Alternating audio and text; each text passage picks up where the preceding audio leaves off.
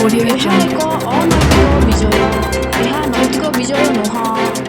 ରାହୁଲ ଗାନ୍ଧୀ ଦିଦିଙ୍କୁ ଏମିତି କିଛି କହିଲେ ଯେଉଁଥିରେ ଶାନ୍ତି ଅନୁଭବ କଲେ ମମତା ଦିଦି। Audio Jungle. ମମତା ଦିଦି ଏବେ ପୁରା ଏକୁଟିଆ ହୋଇଯାଇଛନ୍ତି।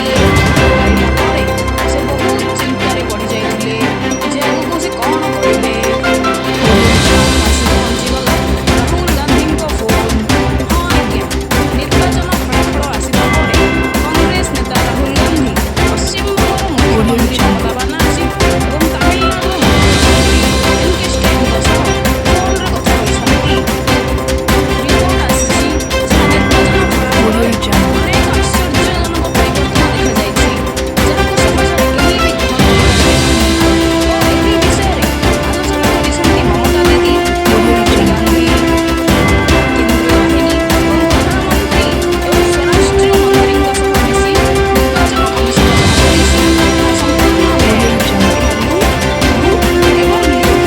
ଦର୍ଶକ ବନ୍ଧୁ, ଏହାକୁ ଚିତ୍କାର କରି କହୁଛନ୍ତି ବେଙ୍ଗାଲର ମୁଖ୍ୟମନ୍ତ୍ରୀ ମମତା ବାନାର୍ଜୀ। Audio Jungle. ପୁଣି କହିଛନ୍ତି, ମୋ ଦେହରେ ହାତ ଦେଲ, ଏବେ ସମ୍ଭାଳିବ। ହଁ ଦର୍ଶକ ବନ୍ଧୁ, ଆମେ ସ୍ପଷ୍ଟର ସହ ଆପଣଙ୍କୁ କହିବାକୁ ଚାହୁଁଛୁ ଯେ Audio ଖବର Jungle. ଆସୁଛି ଯାହା ମମତା ଦିଦି ନିର୍ବାଚନ ହାରିବା ପରେ ମୁହଁ ଖୋଲିଲେ ଆଉ କହିଲେ, ମୋ ଦେହରେ ହାତ ମାରିଦେଲ, ମୋତେ ଠେଲାପେଲା କଲ, ମୋତେ ଚାପୁଡ଼ା ବି ମାରିଲ, ଏବେ ସମ୍ଭାଳିବ।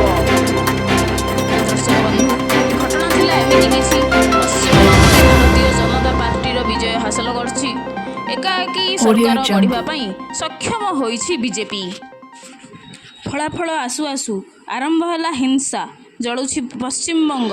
ଲକ୍ଷାଧିକ Bangabasi Audio Jungle. TMC office ଜାଳି ଦେଇଥିବା ନେଇ ଆସିଲା ସାଂଘାତିକ ଅଭିଯୋଗ। ମାଳ ମାଳ ଭିତରେ ବି ବଢ଼ୁଛି ହିଂସା। ଖଣ୍ଡା ତଲୁଆର